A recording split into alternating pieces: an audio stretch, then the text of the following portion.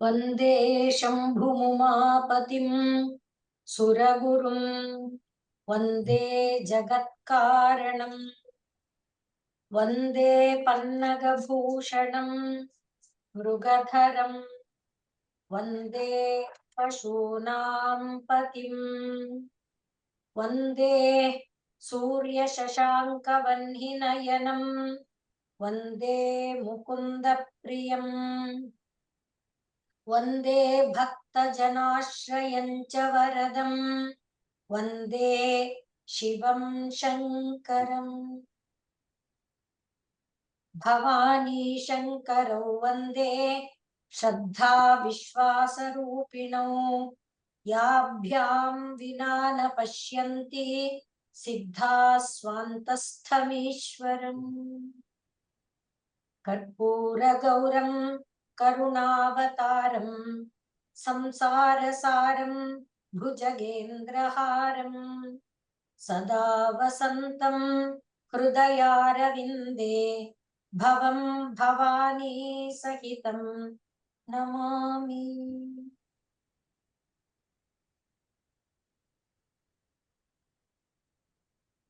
ಪರಮಾತ್ಮನನ್ನ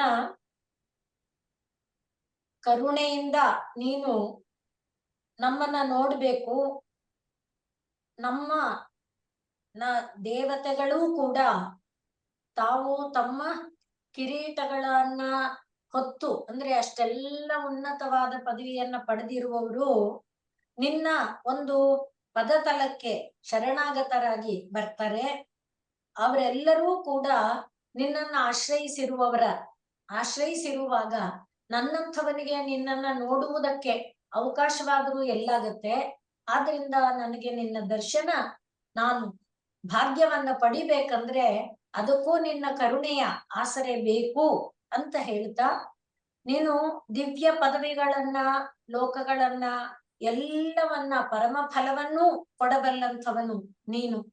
ಆದ್ರಿಂದಲೇ ವಿಷ್ಣು ಮೊದಲಾದಂಥ ಎಲ್ಲಾ ದೇವತೆಗಳು ಕೂಡ ನಿನ್ನ ಮೂಲವನ್ನ ಅಂದ್ರೆ ನಿನ್ನನ್ನೇ ನಿನ್ನ ಪಾದಾರವಿಂದಗಳನ್ನೇ ಆಶ್ರಯಿಸಿ ಭಜಿಸ್ತಾ ಇರ್ತಾರೆ. ಹಾಗೆ ಎಲ್ಲಾ ದೇವಾದಿ ದೇವತೆಗಳಿಗೂ ಕೂಡ ಕರುಣೆ ತೋರಬಲ್ಲ ಒಂದು ಸಾಮರ್ಥ್ಯವುಳ್ಳವನು. ಪ್ರತಿಯೊಬ್ಬರ ಒಂದು ಸ್ಥಾನವನ್ನ ಕೊಟ್ಟು ಆ ಸ್ಥಾನದ ಕರ್ತವ್ಯಗಳನ್ನ ಅವರು ನಿರ್ವಹಿಸುವಂತ ಸಾಮರ್ಥ್ಯ, ಶಕ್ತಿ ಎಲ್ಲವನ್ನ ಕೊಟ್ಟು ಕಾಪಾಡಬಲ್ಲಂತ ದೊಡ್ಡ ಸಾಮರ್ಥ್ಯ ನಿನ್ನದಾಗಿರುವಾಗ ನನ್ನದೆಷ್ಟು ಮಹಾ ದೊಡ್ಡ ಆಸೆ, ನನ್ನದು ಒಂದು ಪುಟಾಣಿ ಆಸೆ ಏನು, ನಿನ್ನ ಪದತಲದಲ್ಲಿ ನನ್ನ ಮನಬುದ್ಧಿ ಇಂದ್ರಿಯಗಳು ನಿಲ್ಲಬೇಕು. ನಿನ್ನ ಪಾದಾರವಿಂದಗಳಲ್ಲಿ ದೃಢ ಭಕ್ತಿ ನನಗೆ ಬರಬೇಕು. ನಾನು ನಿನ್ನನ್ನ ಕಣ್ತುಂಬಿ ನೋಡ್ಬೇಕು. ಇದು ಒಂದು ಸಣ್ಣ ಆಸೆ. ನಾನೇನು ಲೋಕಗಳ ಪದವಿ ಕೊಡು ಕೇಳ್ತಿಲ್ಲ. ಆ ಪದವಿಗಳಲ್ಲಿ ವಿಪತ್ತುಗಳು ಬಂದ್ರೆ ವಿಪತ್ತಿಂದ ರಕ್ಷಿಸು ಕೇಳ್ತಿಲ್ಲ. ಅಸುರರ ಬಾಧೆಯಿಂದ ಏನು ಕೇಳ್ತಿಲ್ಲ. ನನ್ನದು ಒಂದು ಸಣ್ಣ ಆಸೆ, ಅದು ನಿನಗೆ ನಡೆಸಕ್ಕಾಗಲ್ವಾ? ಖಂಡಿತವಾಗಿ ಆಗುತ್ತೆ. ನಿನ್ನ ಕರುಣಾಪೂರ್ಣ ದೃಷ್ಟಿ ನೀನು ಹರಿಸಿಬಿಟ್ಟೆ ಅಂದ್ರೆ ಆ ಕರುಣಾಪೂರ್ಣ ದೃಷ್ಟಿಗೆ ಅಸಂಭವವಾದ್ದು, ಅಸಾಧ್ಯವಾದ್ದು ಯಾವುದೂ ಇಲ್ಲ ಅನ್ನುವಂಥ ಒಂದು ತತ್ವವನ್ನ ಹೇಳುವ ಶ್ಲೋಕವನ್ನ ನಾವು ನೋಡಿ ಮುಂದಿನ ದುರಾಶಾ ಭೂಯಿಷ್ಠಂ, ಇದು 19ನೇದು. ಇದನ್ನು ನೋಡಿದ್ವಿ. ಪೂರ್ಣವಾಗಿ ಇವತ್ತು ಅದರ ಅಭಿಪ್ರಾಯವನ್ನ ಮನನ ಮಾಡ್ಕೊಳ್ಳೋಣ. ದುರಾಶಾ ಭೂಯಿಷ್ಠಂ ದುರಧಿಪ ಗೃಹದ್ವಾರ ಘಟಕೆ ದುರಂತೆ ಸಂಸಾರೇ ದುರಿತ ನಿಲಯೇ ದುಃಖ ಜನಕೆ. ದುರಾಶಾ ಭೂಯಿಷ್ಠಂ ದುರಧಿಪ ಗೃಹದ್ವಾರ ಘಟಕೆ ದುರಂತೆ ಸಂಸಾರೇ ದುರಿತ ನಿಲಯೇ ದುಃಖ ಜನಕೆ. ಮದಾಯಾಸಂ ಕಿಂ ನ ವ್ಯಪನಯಸಿ ಕಸ್ಯೋಪಕೃತಯೇ ವದೇಯಂ ಪ್ರೀತಶ್ಚೇತ್ತವ ವದೇಯಂ ಪ್ರೀತಿಶ್ಚೇತ್ತವ ಶಿವ ಕೃತಾರ್ಥಾಃ ಖಲು ವಯಂ ಶಿವ ಕೃತಾರ್ಥಾಃ ಖಲು ವಯಂ. ಅಂದ್ರೆ ದೊಡ್ಡ ದೊಡ್ಡ ಧನಿಕ ಮೊದಲಾದವರ ಅಧಿಕಾರಿಗಳ ಮನೆಯ ತಲೆಬಾಗಿಲಲ್ಲಿ ಕುಳಿತು ನಾವು ಬೇಡ್ತಾ ನಿಂತಿದ್ದೇವೆ, ಏನೇನೋ ಸಹಾಯಗಳಿಗಾಗಿ ಕೈ ಚಾಚಿಕೊಂಡು ಇದ್ದೇವೆ. ಅದೆಲ್ಲ ಯಾತಕ್ಕೆ? ಸಂಸಾರ ನಿರ್ವಹಣೆಗೆ. ಇದೆಲ್ಲ ಮಾಡುವಾಗ ಒಬ್ಬರ ಮನೆ ಬಾಗಿಲಲ್ಲಿ ದೀನನಾಗಿ ನಿಲ್ಲುವಂತ ಒಂದು ಸ್ಥಿತಿ ಇದೆಯಲ್ಲ, ಅತ್ಯಂತ ದುಃಖವನ್ನ ಉಂಟು ಮಾಡುವಂತಹ ಸ್ಥಿತಿ. ಅಂಥ ಸ್ಥಿತಿಯಿಂದ ನಾನು ಇಷ್ಟೆಲ್ಲ ಕಷ್ಟ ಪಡ್ತಾ ಇದ್ದೀನಲ್ಲ, ಎಷ್ಟು ಆಯಾಸ ಪಡ್ತಾ ಇದ್ದೀನಿ. ಅಲ್ಲಿ ತಿರುಗು, ಇಲ್ಲಿ ತಿರುಗು, ಇಲ್ಲಿ ತಿರುಗು, ಅವ್ರನ್ನ ಬೇಡು, ಇವ್ರನ್ನ ಬೇಡು, ಒಂದೊಂದಕ್ಕೆ ಒಂದೊಂದ್ ತರ. ಆರೋಗ್ಯದ ವಿಷಯ ಬಂದಾಗ ಒಂದು ತರ, ಹಣದ ವಿಷಯ ಬಂದಾಗ ಒಂದು ತರಹ, ಉದ್ಯೋಗದ ವಿಷಯ ಬಂದಾಗ ಒಂದು ತರಹ, ಹೀಗೆ ಬೇರೆ ಬೇರೆ ಬೇರೆ ಬೇರೆಯವರನ್ನ ಆಶ್ರಯಿಸಿಕೊಂಡು ನಾನು ಒದ್ದಾಡ್ತಾ ಇದ್ದೀನಲ್ಲ, ಆ ನನ್ನ ಒದ್ದಾಟ ನಿನಗೆ ಕಾಣ್ತಾ ಇಲ್ವಾ? ಯಾಕೆ ನೀನು ನನ್ನ ಈ ಒದ್ದಾಟವನ್ನ ದೂರ ಮಾಡ್ತಾ ಇಲ್ಲ? ಮದ ಆಯಾಸಂ ಕಿಂ ನ ವ್ಯಪನಯಸಿ. ನಾ ಇಷ್ಟೊಂದು ಕಷ್ಟ ಪಡ್ತಾ ಇದ್ರೆ ನನ್ನ ಈ ಆಯಾಸವನ್ನ ನೀನು ದೂರ ಮಾಡದೇ ಇರುವಂತ ಛಲ ಯಾಕೆ ನಿನಗೆ? ಕಿಂ ನ ವ್ಯಪನಯಸಿ. ಅಥವಾ ನಾನು ಇಷ್ಟೆಲ್ಲ ಕಷ್ಟ ಪಡೋದ್ರಿಂದ ಯಾರಿಗೋ ಉಪಯೋಗ ಇದೆಯಪ್ಪ, ಯಾರಿಗೋ ಲಾಭ ಇದೆ ಅಂದ್ರೆ ಯಾರಿಗ್ ಲಾಭ ಇದೆ? ಯಾರು ನನ್ನ ಕಷ್ಟದಿಂದ ಸುಖ ಪಡ್ತಾ ಇದ್ದಾರೆ? ಕಸ್ಯ ಉಪಕೃತಯೇ. ಯಾರ ಉಪಕಾರ ನನಗೆ ಈ ಎಲ್ಲ ಕಷ್ಟ, ಆಯಾಸ, ತೊಂದರೆ ಉಂಟಾಗಿದೆಯಲ್ಲ, ಇದರಿಂದ ಯಾರಿಗೋ ಒಂದು ಉಪಕಾರ ಆಗುತ್ತೆ ಅಂದ್ರೆ ಅವಾಗ್ಲೂ ಪರವಾಗಿಲ್ಲ, ಆಯ್ತಪ್ಪ ಅವರಿಗೆ ಉಪಕಾರ ಆಗುತ್ತೆ, ನಾನು ಕಷ್ಟ ಅನುಭವಿಸ್ತೀನಿ ಅನ್ಕೋಬಹುದು. ಆದ್ರೆ ಯಾರಿಗೆ ಉಪಕಾರ ಇದು ಅಂದ್ರೆ, ನಾನು ಇಷ್ಟೆಲ್ಲಾ ಶ್ರಮ ವಹಿಸಿ ಸಂಸಾರ ನಿರ್ವಹಣೆ ಅಂತ ಮಾಡಿ ಮಕ್ಕಳು ಮರಿಗೆ ವಿದ್ಯಾಭ್ಯಾಸ ಅಂತ ಏನೇನೆಲ್ಲ ಒದ್ದಾಡಿದೀನಲ್ಲ, ಯಾರು ಆಯ್ತಪ್ಪ ನಮ್ ತಂದೆ ಇಷ್ಟೆಲ್ಲ ಮಾಡಿದ್ರು, ಆಯ್ತಪ್ಪ ನಮ್ ತಾಯಿ ಇಷ್ಟೆಲ್ಲ ಯಾರು ಭಾವಿಸಿದ್ದಾರೆ? ಯಾರಿಂದ? ಅಥವಾ ಒಂದು ಪತ್ನಿ ಪತಿಯಿಂದಾಗ್ಲಿ, ಪತಿ ಪತ್ನಿಯಲ್ಲಾಗ್ಲಿ, ಹಾಗೆ ಬೇರೆ ಬೇರೆ ಸಹೋದರ, ಯಾವುದೇ ಸಂಬಂಧದಲ್ಲಿ ಯಾರು ತೃಪ್ತಿ ಪಟ್ಟಿದ್ದಾರೆ? ಪ್ರಪಂಚದಲ್ಲಿ ಒಬ್ಬರ ಸಂತೋಷಕ್ಕೆ ಹೋರಾಟ ನಡೆದಿದ್ರೂ ಕೂಡ ಒಬ್ಬ ಮನೆಯ ಸಂಪೂರ್ಣ ಜವಾಬ್ದಾರಿಯನ್ನ ಹೊತ್ಕೊಂಡು ಏನೆಲ್ಲ ಕಷ್ಟ ಅನುಭವಿಸಿದ್ರು, ಇವನ್ ಇಷ್ಟೆಲ್ಲ ಮಾಡ್ದ ಮನೆಗೋಸ್ಕರ, ಇವಳು ಇಷ್ಟೆಲ್ಲ ಮಾಡಿದ್ಲು ನಮಗೋ, ಯಾರು ಭಾವಿಸ್ತಾರೆ? ಕಸ್ಯ ಉಪಕೃತಯೇ. ಆದ್ರಿಂದ ಅಂದ್ರೆ ಇದೆಲ್ಲ ಅವ್ರನ್ನು ತನಗೆ ಹೇಳ್ಕೊಳ್ತಾ ಇರೋದು. ಆದ್ರಿಂದ ಪರಮಾತ್ಮ, ಯಾತಕ್ಕೋಸ್ಕರ ನಾನು ಇಷ್ಟು ಬಾಧೆ ಪಡ್ಬೇಕು? ನಿನಗೆ ನನ್ನ ಬಾಧೆ ಕಾಣಿಸ್ತಾ ಇಲ್ವಾ? ನೀನ್ ಕಷ್ಟಪಡಪ್ಪ, ನೀನ್ ಕಷ್ಟಪಟ್ರೆ ನಂಗೆ ತುಂಬಾ ಸಂತೋಷ ಆಗುತ್ತೆ ಅಂತ ನೀನ್ ಹೇಳೋದಾದ್ರೆ, ನಿನಗೆ ನಾನು ಪಡೋ ಕಷ್ಟ ಸಂತೋಷ ಕೊಡುತ್ತೆ, ಸರಿ, ಹಾಗಾದ್ರೆ ನಂಗೇನ್ ಬೇಜಾರಿಲ್ಲ. ನನ್ನನ್ನ ನೀನು ಸೃಷ್ಟಿ ಮಾಡಿದ್ದಕ್ಕೆ ಧನ್ಯ ಅನ್ಕೊಳ್ತೀನಿ, ಸಾರ್ಥಕ ಅಂತ ಅನ್ಕೊಳ್ತೀನಿ. ಯಾಕೆಂದ್ರೆ ನನ್ನಿಂದ ನಿಂಗ್ ಸಂತೋಷ ಸಿಕ್ತಲ್ಲ, ನನ್ನಿಂದ ನಿನಗಾದ್ರೂ ಆನಂದ ಆಯ್ತಲ್ಲ. ಲೋಕದಲ್ಲಂತೂ ಯಾರಿಗೂ ಏನು ಉಪಕಾರ ಆಗ್ಲಿಲ್ಲ, ಯಾಕೆಂದ್ರೆ ಯಾರು ತೃಪ್ತಿಯ ಮಾತಾಡಲ್ಲ. ಇದು ನೋಡಿ ಪ್ರತಿಯೊಬ್ಬರ ಜೀವನದ ಅನುಭವದಲ್ಲಿ ಇರುತ್ತೆ. ಎಷ್ಟೆಲ್ಲ ತ್ಯಾಗ ಮಾಡಿ ದುಡ್ದಿದ್ರು ಅದನ್ನ ಗುರುತಿಸುವಂತಹ ಹೃದಯವಂತಿಕೆ ಇರುವ ಜನ ಅಪರೂಪಕ್ಕೆ ಸಿಗ್ತಾರೆ, ಇಲ್ಲ ಅಂತಲ್ಲ. ಆದ್ರಿಂದ ಇದು ನನಗೆ ಕೊನೆ ಪಕ್ಷ ನೀನು ತೃಪ್ತನಾದ್ಯಾ, ಅದಕ್ಕಿಂತ ದೊಡ್ಡ ಭಾಗ್ಯ ಏನಿದೆ? ಯಾಕೆ? ಸೃಷ್ಟಿಯಾಗಿರೋದೇ ನಿನಗೋಸ್ಕರ, ಸೃಷ್ಟಿಯಲ್ಲಿ ನಡೀತಿರುವ ಲೀಲೆಯೆಲ್ಲ ನಿನಗೋಸ್ಕರ. ಆ ರೀತಿಯಲ್ಲಿ ಈ ಒಂದು ಶರೀರದಲ್ಲಿ ನಡೆದ ಲೀಲೆ ಇದೆಯಲ್ಲ, ಅದು ನಿನಗೆ ಆನಂದ ಕೊಡುತ್ತೆ ಅಂದ್ರೆ ಆಯ್ತು, ನಾನು ಸಂತುಷ್ಟನಾಗ್ತೇನೆ, ತೃಪ್ತನಾಗ್ತೇನೆ, ಧನ್ಯ ಅಂತ ನಾನು ಭಾವಿಸ್ಕೊಳ್ತೇನೆ ಅನ್ನುವಾಗ ಅರ್ಥ ಏನು?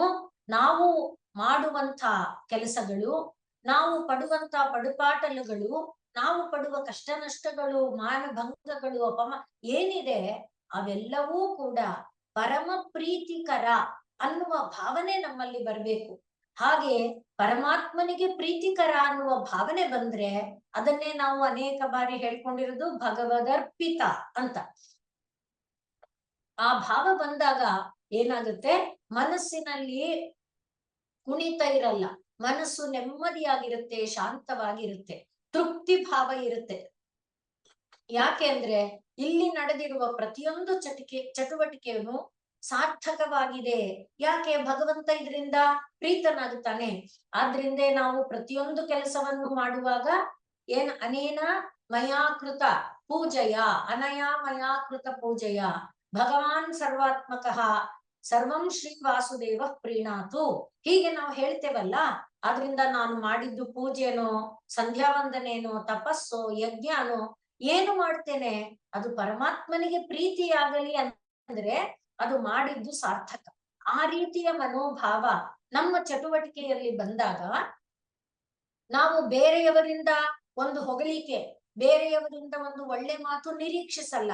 ನೋಡಿ, ಇಷ್ಟು ಮಾಡಿದ್ರು ಒಂದು ಒಳ್ಳೆ ಮಾತು ಹೇಳಿಲ್ವಲ್ಲ, ಹೊಗಳೋದ್ ಬೇಡ, ಮೆಚ್ಕೊಳ್ಳೋದ್ ಬೇಡ, ನಿನ್ನಿಂದ ಒಂದು ಒಂದು ಕೃತಜ್ಞತೆ ಮಾತು ಕೂಡ ಇಲ್ವಲ್ಲ, ಆ ರೀತಿಯಾದ ಒಂದು ಭಾವ ನಮ್ಮೊಳಗೆ ಬರುತ್ತಲ್ಲ, ಆ ಎಲ್ಲವನ್ನ ಸೇರಿಸಿ ಇಲ್ಲಿ ಹೇಳ್ತಾ ಇದ್ದಾರೆ. ಈಗ ದುರಾಶಾ ಭೂಯಿಷ್ಠೆ. ಭೂಯಿಷ್ಠೆ ಅಂದ್ರೆ ತುಂಬಾ, ದುರಾಶೆ ತುಂಬಾ ಇದೆ. ದುರಾಶಾ ಅಂದ್ರೆ ಏನು? ಆಸೆ ಅನ್ನೋದು ಜೀವನಕ್ಕೆ ಬೇಕು. ಆಸೆ ಇಲ್ಲ ಅಂದ್ರೆ ಪ್ರವೃತ್ತಿನೇ ಬರಲ್ಲ. ಆದ್ರಿಂದ ಗೀತಾಚಾರ್ಯ ಹೇಳುವಾಗ ಏನ್ ಹೇಳಿದಾನೆ? ಧರ್ಮಾವಿರುದ್ಧೋ ಭೂತೇಶು ಕಾಮೋಸ್ಮಿ ಭರತರ್ಷಭ ಅಂತ ಹೇಳಿದ್ದಾನೆ. ಆದ್ರಿಂದ ಕಾಮ ಎನ್ನುವುದು ಬೇಡದ ವಿಚಾರವಲ್ಲ. ಅಪೇಕ್ಷಿತ ಯಾವುದು ಧರ್ಮಬದ್ಧವಾಗಿರುತ್ತೆ ಅದು ಬೇಕು, ಯಾವುದು ಧರ್ಮ ವಿರುದ್ಧವಾಗಿರುತ್ತೆ ಅದು ದುರಾಶಾ ಅಂತ ಅನ್ನಿಸ್ಕೊಳ್ಳುತ್ತೆ. ಆದ್ರಿಂದ ಆಶಾ ಅಂದ್ರೆ ಧರ್ಮ ಅವಿರುದ್ಧ, ದುರಾಶಾ ಅಂದ್ರೆ ಧರ್ಮ ವಿರುದ್ಧ. ಧರ್ಮ ವಿರುದ್ಧ ಅಂದಾಗ ಈಗ ನೋಡಿ, ನನಗೆ ನನ್ನ ಒಂದು ಈ ಕುಟುಂಬಕ್ಕೆ ಸಂಬಂಧಪಟ್ಟಂತಹ ಒಂದು ಜನ್ಮ ಇದೆ. ಆ ಜನ್ಮಕ್ಕೆ ಅನುಗುಣವಾಗಿ ನನಗೆ ಯಾವುದರಿಂದ ಯಾರಿಂದ ಏನ್ ಬರ್ಬೇಕು ಅದು ಬರುತ್ತೆ, ಅದು ಆಸೆ ಸರಿ. ಆದ್ರೆ ನಿನ್ನದು ನನಗೆ ಬರ್ಲಿ, ಅವನದು ನನಗೆ ಬರ್ಲಿ, ಇವ್ರದು ನನಗೆ ಬರ್ಲಿ, ಅದು ಧರ್ಮ ಆಗಲ್ಲ. ಆ ರೀತಿಯಲ್ಲಿ ದುರಾಶಾ.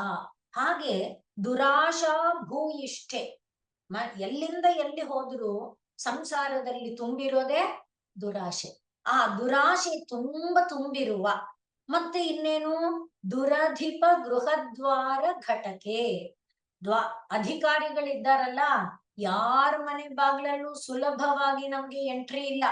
ಯಾರ ಮನೆಯಲ್ಲೂ ಇಂಟರ್ವ್ಯೂ, ಅಧಿಪನೊಡನೆ ಇಂಟರ್ವ್ಯೂ ಸುಲಭವಾಗಿ ಸಿಕ್ಕಲ್ಲ. ಎಷ್ಟೋ ಜನದ ಕೈಕಾಲು ಹಿಡಿಬೇಕು, ಯಾರ್ಯಾರನ್ನೂ ಬೇಡ್ಬೇಕು. ಎಲ್ಲ ಆದ ಮೇಲೆ ನಾವು ಆ ಒಡೆಯನ ಬಳಿಗೆ ಹೋಗೋದಕ್ಕೆ ನಮ್ಗೆ ಅವಕಾಶ ಆಗತ್ತೆ. ಹಾಗೆ ದುರಧಿಪ ಗೃಹದ್ವಾರ ಘಟಕೆ, ಮನೆಯ ಬಾಗಿಲಿನಲ್ಲಿ ಕುಳಿತುಕೊಂಡು ನಾವು ಯಾತಕ್ಕೋಸ್ಕರ? ದುರಾಶೆ ಇರೋದ್ರಿಂದ. ಆಸೆಗೆ ಕೊನೆ ಇಲ್ಲ. ಇಂಥ ಮನೆ ಕಟ್ಬೇಕು, ಅಂಥ ಮನೆ ಕಟ್ಬೇಕು, ಅದಕ್ಕೆ ಪರ್ಮಿಷನ್ ಬೇಕು, ಅದು ಲೀಗಲಿ ಪರ್ಮಿಷನ್ ಇಲ್ಲ ಅಂತಾದ್ರೆ ಸರ್ ಸರ್ ಸರ್ ಆ ತರ ನಾವು ಅವ್ರನ್ನ ಬೇಡ್ಕೊಂಡು ಆ ರೀತಿಯಲ್ಲೆಲ್ಲ ಹೋರಾಡ್ತೀವಲ್ಲ, ಔಟ್ ಆಫ್ ದಿ ನ್ಯಾಯ ನಾವು ಹೋಗಕ್ ಪ್ರಯತ್ನ ಪಡ್ತೀವಲ್ಲ, ಆ ಎಲ್ಲವನ್ನ ಇಲ್ಲಿ ಹೇಳ್ತಾ ಇದ್ದಾರೆ. ಹಾಗಾಗಿ ಈ ಸಂಸಾರ ಎಂಥದ್ದು? ಏನು? ದುರಿತ ನಿಲಯ, ಬರೀ ಪಾಪಗಳ ನಿಲಯ ಇದು. ಯಾವಾಗ ಧರ್ಮಬದ್ಧವಾದ ಕಾಮಕ್ಕನುಗುಣವಾದ ಬದುಕಿರುತ್ತೆ ಆಗ ದುರಿತ ನಿಲಯ ಆಗಲ್ಲ. ಆದರೆ ದುರಾಶಾ ಭೂಯಿಷ್ಠವಾದಾಗ ಅಲ್ಲೇ ಮೊದಲನೇ ಪಾಯಿಂಟೇ ಅದು ನಮ್ಮನ್ನ ಎಲ್ಲಾ ರೀತಿ ತಪ್ಪಿಗೆ ಪ್ರೇರಣೆ ಮಾಡುತ್ತೆ. ಎಲ್ಲ ಕೆಳಗಡೆ ದಾರಿಯಲ್ಲಿ, ಅನ್ಯಾಯದ ದಾರಿಯಲ್ಲಿ, ಬೇರೆ ಬೇರೆ ದಾರಿಯಲ್ಲೇ ಸಾಗುವಂತೆ ಪ್ರೇರಣೆ ಮಾಡೋದೇ ಆ ದುರಾಶೆ. ಅದಕ್ಕೆ ಶ್ರೀರಾಮಕೃಷ್ಣರು ಹೇಳುವಂತ ಒಂದು ಉದಾಹರಣೆ ಇದೆ. ಒಬ್ಬ ರಾಜ ಧರ್ಮಿಷ್ಠರಾದಂಥ ನ್ಯಾಯಬದ್ಧರಾದ ವೇದ ಪಂಡಿತರನ್ನ ಆಗಾಗ ಆಹ್ವಾನ ಮಾಡಿ ಅವರಿಗೆ ತಾನು ತನ್ನ ಕೈಯಲ್ಲಾದಂಥ ಒಂದ್ ಏನನ್ನಾದ್ರೂ ಕೊಡ್ಬೇಕು, ಅವರ ವೇದ ಆಶೀರ್ವಚನ ಅವರಿಂದ ಪಡಿಬೇಕು ಅಂತ ಆಸೆಯಿಂದ ಅನೇಕ ಬಾರಿ ಅವರನ್ನ ಕರೀತಾ ಇದ್ರೆ ಅವರು ಕೇರೆ ಮಾಡ್ತಿರ್ಲಿಲ್ವಂತೆ. ಆಮೇಲೆ ಒಂದು ಸಲ ರಾಜ ಹೇಳಿ ಕಳಿಸಿದಾಗ ತಕ್ಷಣನೇ ಬಂದ್ಬಿಟ್ರು. ಆಮೇಲೆ ಆ ರಾಜ ಕರೀದೇ ಇದ್ರು ಇವ್ರೇ ಏನೋ ನೆಪ ಮಾಡ್ಕೊಂಡು, ಇವತ್ತು ರಾಜನ ಮನೆಯಲ್ಲಿ ಮಗುವಿಗೆ ಹುಟ್ಟಿದಬ್ಬ, ಇವತ್ತು ರಾಜನ ಪತ್ನಿಗೆ ಏನೋ ಒಂದು ವಿಶೇಷ, ಇವತ್ತು ರಾಜನ್ ಹೀಗೆ ನೆಪಗಳು ಮಾಡ್ಕೊಂಡು ತಾವೇ ಆಶೀರ್ವಚನ ಹೇಳಕ್ಕೆ ಆರಂಭ ಮಾಡಿದ್ರಂತೆ. ಆಗ ರಾಜ ಕೇಳಿದ್ನಂತೆ, ನೀವು ಸಂಸಾರಿಗಳಾದರ ಅಂತ. ಅಂದ್ರೆ ಸಂಸಾರ ಅನ್ನೋದು ಬಂದು ಕೂಡ್ಲೆ ಈ ತರ ಆಸೆ ಜಾಸ್ತಿ ಆಗ್ತಾ ಹೋಗುತ್ತೆ. ಯಾವಾಗ ಆಸೆ ಜಾಸ್ತಿ ಆಗ್ತಾ ಹೋಗುತ್ತೆ, ಧರ್ಮಬದ್ಧರಾಗಿ ನಾವು ವೇದಾಶೀರ್ವಚನಕ್ಕೆ ಹಣವನ್ನಾಗ್ಲಿ ಅದಕ್ಕೆ ಪ್ರತಿಯಾಗಿ ಫಲವನ್ನ ನಿರೀಕ್ಷಿಸುವವರಲ್ಲೋ, ಈಗ ತಾವೇ ನುಗ್ಗಿ ನುಗ್ಗಿ ಆಶೀರ್ವಚನ ಹೇಳ್ತೇವೆ ಅಂತ ಕೈ ಚಾಚುವಂತ ಕಾಲ ಇದು. ಅವ್ರು ಕೊಡುವಂತ ಒಂದು ದೃಷ್ಟಾಂತ. ಆ ರೀತಿಯಲ್ಲಿ ಈ ಸಂಸಾರ ಏನು ಮಾಡುತ್ತೆ, ದುರಾಶ ತುಂಬಿ ಬಿಟ್ಟಿರೋದ್ರಿಂದ ದುರಿತ ನಿಲಯ, ಪಾಪಗಳ ಮನೆಯಾಗ್ಬಿಟ್ಟಿದೆ ಅದು. ಆದ್ರಿಂದ ಪಾಪ ಯಾವಾಗ ಬರುತ್ತೆ, ದುಃಖ. ಪಾಪಕ್ಕೆ ಸೇರಿದ್ದೇ ದುಃಖ, ದುಃಖ ಜನಕ್ಕೆ ದುಃಖವನ್ನ ಉಂಟು ಮಾಡುತ್ತೆ. ಆಯ್ತಪ್ಪ, ಕೊನೆ ಆಯ್ತು, ಸದ್ಯ ಈ ಶರೀರ ಮುಗಿತಾ ಬಂತ, ಆಯಸ್ಸು ಕಳೀತಾ ಆಯ್ತಪ್ಪ, ಇನ್ನು ನನಗೆ ಈ ಪ್ರಪಂಚದ ಸಂಬಂಧ ಬೇಡ, ಇನ್ನು ನಾನು ಈ ಒಂದು ಲೋಕಕ್ಕೆ ಬಂದು ಮತ್ತೆ ಇಲ್ಲ. ದುರಂತೆ ಸಂಸಾರೇ, ಅಂತ್ಯವೇ ಇಲ್ಲ ಸಂಸಾರಕ್ಕೆ. ಈ ಶರೀರ ಆದ್ಮೇಲೆ ಇನ್ನೊಂದು ಶರೀರ ಆದ್ಮೇಲೆ ಮತ್ತೊಂದು, ಮತ್ತು ಹೀಗೆ ನಿರಂತರ ಸಾಗುತ್ತಾನೆ ಇರುವಂತಹ ಸಂಸಾರ. ಈ ಸಂಸಾರದಲ್ಲಿ ನಾನು ಎಷ್ಟು ಸಲ ಬಂದು ಹೋಗಿರ್ಬೋದು ಪ್ರಭು, ನಿಂಗೆ ಗೊತ್ತಿರುತ್ತೆ, ನನ್ಗೇನ್ ಲೆಕ್ಕ ಇಲ್ಲ. ಯಾಕೆಂದ್ರೆ ನನಗೆ ಗತಿಸಿದ್ದ ಜನ್ಮಗಳು ಗೊತ್ತಾಗಲ್ಲ, ನಿಂಗಾದ್ರೆ ಎಲ್ಲ. ಅಹಂ ವೇದ್ಮಿ ಅಂತಾನೆ ಕೃಷ್ಣ, ನನಗ್ ಗೊತ್ತು. ಬಹೂನಿ ಮೇ ವ್ಯತೀತಾನಿ ಜನ್ಮಾನಿ ತವ ಚಾರ್ಜುನ, ತಾನ್ಯಹಂ ವೇದ ನತ್ವಂ ವೇತ್ಥ, ನಿನಗ್ ಗೊತ್ತಿಲ್ಲ ಅಂತ ಹೇಳಿ. ಆದ್ರಿಂದ ನಿನಗ್ ಗೊತ್ತಿದೆ, ಎಷ್ಟು ಜನ್ಮಗಳು ತಿರುಗಿದ್ನೋ, ಎಷ್ಟು ಜನ್ಮ ಕಷ್ಟಪಟ್ನೋ, ಅದೆಲ್ಲ ನಿನಗ್ ಗೊತ್ತಿದೆ. ಮದಾಯಾಸಂ ಕಿಂನ ವ್ಯಪನಯಸಿ, ದಯೆಯಿಂದ ನನ್ನ ಆಯಾಸವನ್ನ ಯಾಕೆ ದೂರ ಮಾಡಲ್ಲ ತಂದೆ. ಮಗು ಸಾಕಪ್ಪ ನೀನ್ ಓಡಾಡಿದ್ದು, ಇನ್ನು ವಿಶ್ರಾಂತಿ ತಗೋ, ಇನ್ನು ನನ್ನ ಸ್ಮರಣೆ ಮಾಡ್ಕೊಂಡು ಹಾಯಾಗಿರು, ಇನ್ನು ಮತ್ತೊಮ್ಮೆ ಈ ಭೂಲೋಕಕ್ಕೆ ಬರ್ಬೇಡ ಮಗು ಅಂತ ಕರುಣೆಯಿಂದ ಒಂದು ಮಾತು ನೀನ್ ಹೇಳಕ್ಕಾಗಲ್ವಾ ದೇವ್ರೆ? ಕಿಂ ನ ವ್ಯಪನಯಸಿ, ಯಾಕೆ ನನ್ನ ದುಃಖ, ನನ್ನ ಆಯಾಸನ ನೀನು ದೂರ ಮಾಡ್ತಾ ಇಲ್ಲ? ನಾನು ಇಷ್ಟು ಆಯಾಸ ಪಡ್ತಾ ಇರೋದು ಯಾರ ಉಪಕಾರಕ್ಕೆ? ಕಸ್ಯ ಉಪಕೃತಯೇ? ಇಲ್ಲಪ್ಪ ನೀನ್ ಬರ್ಬೇಕು, ಇದರಿಂದ ಅವ್ರಿಗ್ ಒಳ್ಳೇದು, ಇವ್ರಿಗ್ ಒಳ್ಳೇದು. ಆಯ್ತು, ಯಾರಿಗೆ ಉಪಕಾರ?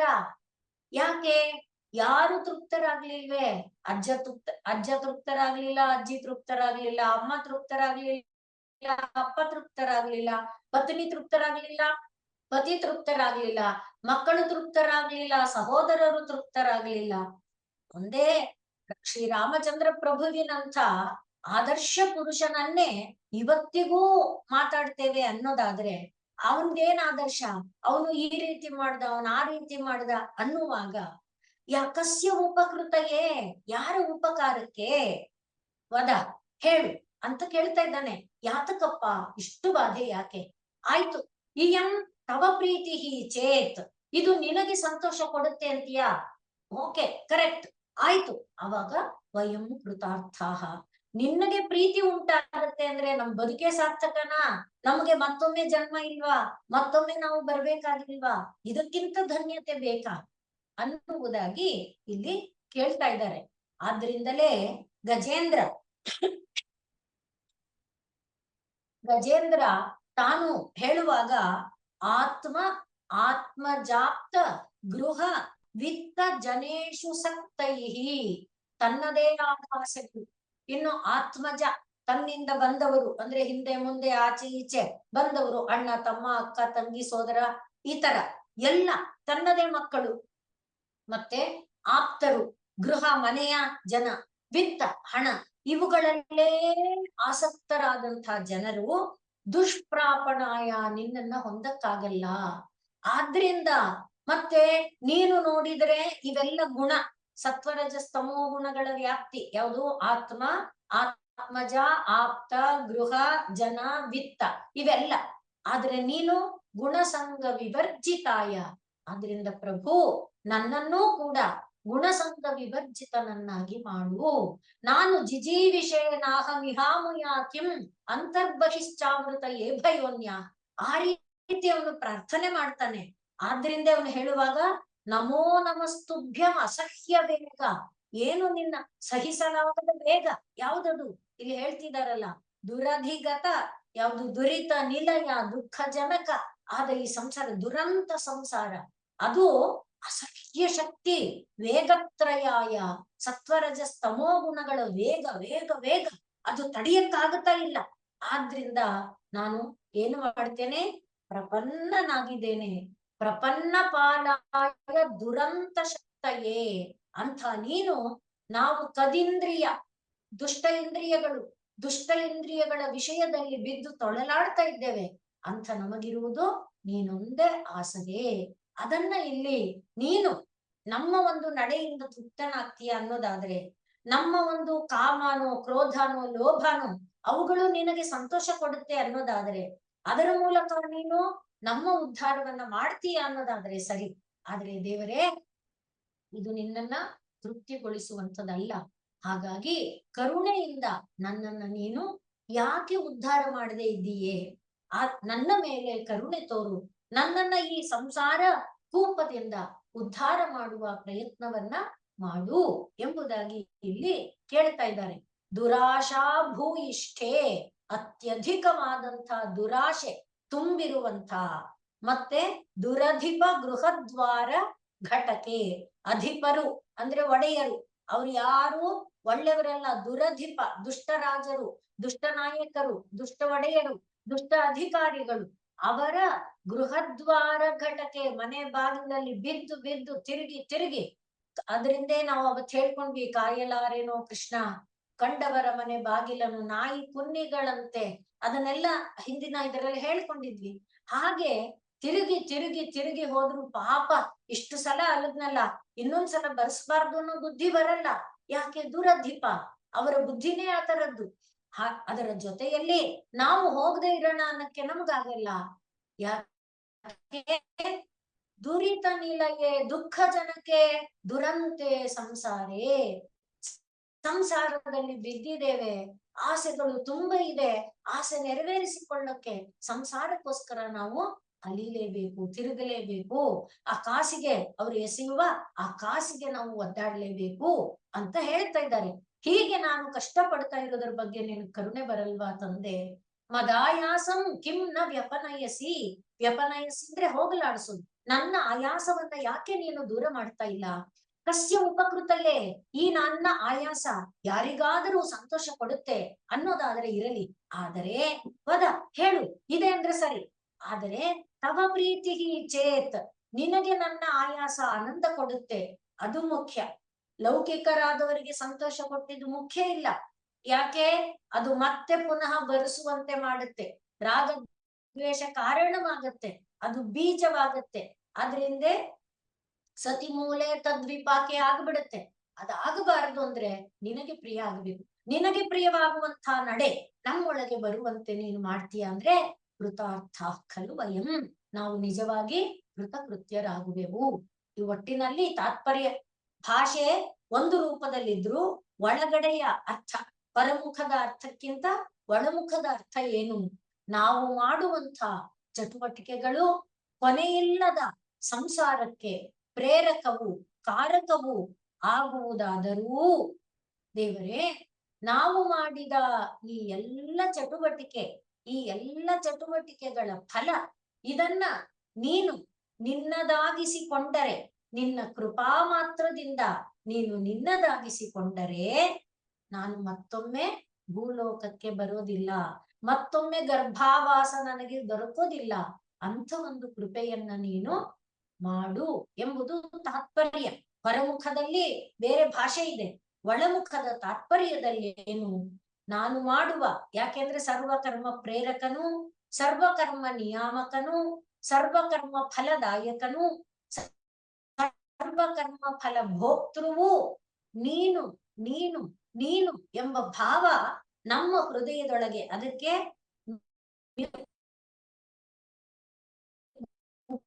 ಮುಖ್ಯವಾದ ಅಂಶ ತವ ಪ್ರೀತಿಯ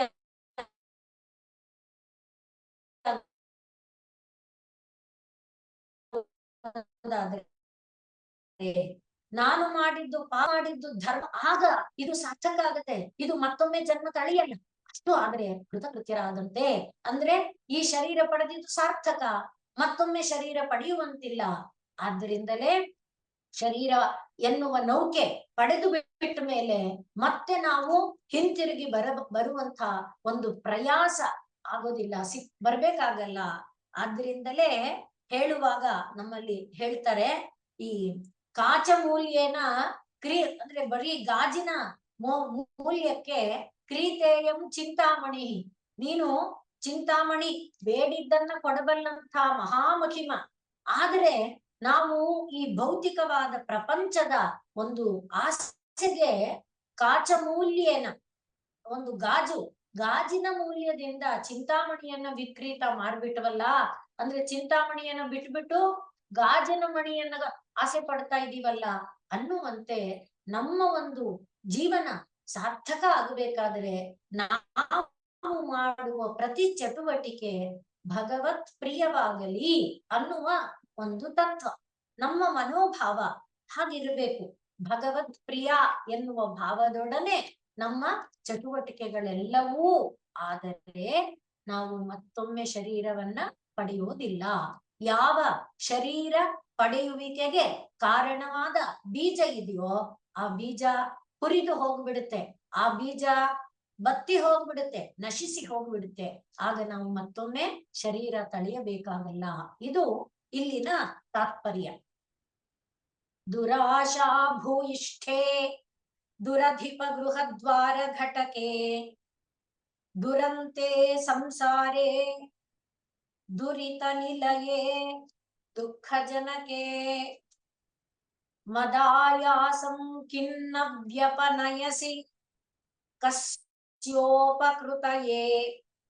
ವದೇಯಂ ಪ್ರೀತಿಶ್ಚೇತ್ತವ ಶಿವ ಕೃತಾರ್ಥಾಃ ಖಲು ವಯಂ. ಸದಾ ಮೋಹಾಟವ್ಯಾಂ ಚರತಿ ಯುವತೀನಾಂ ಕುಚಗಿರೌ ಸದಾ ಮೋಹಾಟವ್ಯಾಂ ಚರತಿ ಯುವತೀನಾಂ ಕುಚಗಿರೌ ನಟತ್ಯಾಶಾ ಶಾಖಾಸು ಅಟತಿ ಝಟಿತಿ ಸ್ವೈರಮಥಿತಃ ಅಟತಿ ಝಟಿತಿ ಸ್ವೈರಮಥಿತಃ. ಸ್ವೈರಂ ಅಭಿತಃ ಇದೆ. ಸ್ವೈರಂ ಅಭಿತಃ ಕಪಾಲಿನ್ ಭಿಕ್ಷೋ ಮೇ ಹೃದಯ ಕಪಿಮತ್ಯಂತ ಚಪಲಂ. ಕಪಾಲಿನ್ ಭಿಕ್ಷೋ ಮೇ ಹೃದಯ ಕಪಿಮತ್ಯಂತ ಚಪಲಂ. ದೃಢಂ ಭಕ್ತ್ಯಾ ಬದ್ಧ್ವಾ ದೃಢಂ ಭಕ್ತ್ಯಾ ಬದ್ಧ್ವಾ ಶಿವ ಭವದಧೀನಂ ಕುರು ವಿಭೋ. ಶಿವ ಭವದಧೀನಂ ಕುರು ವಿಭೋ. ಈ ಶ್ಲೋಕದಿಂದ ಹಿಂದಿನ ಶ್ಲೋಕ ನಾವು ಏನ್ ಅರ್ಥ ಹೇಳಿದ್ವಿ ಅಂದ್ರೆ ತಾತ್ಪರ್ಯ ಅದೇ ಅನ್ನೋದು ಪುಷ್ಟೀಕರಿಸುತ್ತೆ. ಇಲ್ಲಿ ಏನು ಹೇಳ್ತಿದ್ದಾರೆ, ಭಗವಂತ ನಿನ್ನ ಪಾದಾರವಿಂದಗಳಲ್ಲಿ ದೃಢ ಭಕ್ತಿಯನ್ನ ಕೊಟ್ಟು ನಮ್ಮ ಒಂದು ಶರೀರದಲ್ಲಿ ದುರಾಶೆ ಏನಿದೆ ಅದಕ್ಕಾಗಿ ನಾವು ಏನು ದುರಿತಗಳನ್ನ ಮಾಡ್ತಾ ಇದ್ದೇವೆ, ಅದಕ್ಕಾಗಿ ನಾವು ದುಃಖ ಏನು ಸಂಸಾರದಲ್ಲಿ ಅನುಭವಿಸ್ತಾ ಇದ್ದೇವೆ, ಅದಕ್ಕಾಗಿ ನಾವು ಏನು ಮತ್ತೆ ಮತ್ತೆ ಈ ಶರೀರಗಳನ್ನ ಪಡೀತಾ ಬರ್ತಾ ಇದ್ದೇವೆ, ಅದೆಲ್ಲ ಹೋಗ್ಬೇಕಾದ್ರೆ ಇರುವುದು ಒಂದೇ ನಿನ್ನ ಪದತಲದ ಭಕ್ತಿ. ಹಿಂದೆ ಹೇಳಿದ್ದ ಅಭಿಪ್ರಾಯ ಇಲ್ಲಿ ಪುಷ್ಟೀಕರಿಸ್ತಾ ಇದ್ದಾರೆ. ನನ್ನ ಮನಸ್ಸನ್ನೋದನ್ನ ಕಪಿಗೆ ಹೋಲಿಸಿದ್ದಾರೆ. ಕಪಿ ಚಂಚಲ. ಇದಕ್ಕೆ ನಾವು ಹನುಮಂತನಂಥವನನ್ನ, ಹನುಮ ಅಸಾಧಾರಣನಾದವನು, ಸಾಮಾನ್ಯನಲ್ಲ. ಹನುಮಂತನು ಶಿವನ ಒಂದು ರೂಪ ಅಂತ, ಶಿವನ ಒಂದು ಅವತಾರ ಅನ್ನೋದು ಪಕ್ಕಕ್ಕಿಟ್ಬಿಟ್ಟು ಸುಮ್ಮನೆ ಒಬ್ಬ ಹನುಮ ಅಂತ ಭಾವಿಸಿದರೆ ಎಂಥ ಗಾಂಭೀರ್ಯ, ಎಂಥ ಭಕ್ತಿ, ಎಂಥ ಸ್ವಾಮಿ ನಿಷ್ಠೆ, ಎಂಥ ಸಾಮರ್ಥ್ಯ, ಎಂಥ ವೀರ್ಯ, ಎಂಥ ಪರಾಕ್ರಮ, ಅವನ ಗುಣಗಳದೇ ಪಟ್ಟಿ. ಅಂಥ ಹನುಮಂತ, ಅಂಥ ಕಪಿ ಏನ್ ಮಾಡ್ದ, ಲಂಕೆಯೆಲ್ಲ ಸುತ್ತಾಡ್ದ, ಮನೆ ಮೂಲೆ ಮೂಲೆ ನೋಡ್ಬಿಟ್ಟ. ಕೊನೆಯಲ್ಲಿ ರಾವಣನ ಅರಮನೆಯೆಲ್ಲ ಬೆದಕಿ ಒಂದು ಜಾಗದಲ್ಲಿ ಹಾಯಾಗಿ ಮಲಗಿದ್ದ ಒಬ್ಬ ಆಕೆಯನ್ನ ನೋಡ್ದ. ಎಂಥ ಸೌಂದರ್ಯ ಇದು, ದೈವಿ ಸೌಂದರ್ಯ. ಇದನ್ನ ನೋಡಿದ್ರೆ ಈ ಅಮ್ಮನ್ನ, ಇದು ನಮ್ಮ ಸೀತಾ ಮಾತೆನೆ, ಕಂಡೆ ಸೀತೆಯನ್ನ ಅನ್ನುವ ಸಂತೋಷದಿಂದ ಬಾಲವನ್ನ ಎತ್ತಿ ನೆಲಕ್ಕಪ್ಪಳಿಸಿದ, ಬಾಲವನ್ನೆತ್ತಿ ಮುತ್ತಿಟ್ಟ, ಗಿರಿಗಿರಿ ಮೇಲ್ ಹತ್ತಿದ, ಗಿರಿಗಿರಿ ಕೆಳಗಿಳಿದ, ಎಲ್ಲ ಸುತ್ತಿ ಅಷ್ಟು ಆನಂದ ಪಟ್ಬಿಟ್ಟ. ಎಲ್ಲ ಕ್ಷಣದಲ್ಲಿ ಅದ್ಯಾವ್ದೋ ಒಂದು ಮಂಚಕ್ಕೆ ಕಟ್ಟುಗಳಿರುತ್ತಲ್ಲ, ಆ ಕಟ್ಟುಗಳನ್ನ ಡಗಡಗಡ ಹತ್ತಿದ, ತಕ ಇಳಿದ, ಹಾಗೆ ಸುತ್ತಿ ಎಲ್ಲ ಆನಂದ ಪಟ್ಬಿಟ್ಟ. ಎಲ್ಲ ಕ್ಷಣ ಮಾತ್ರ.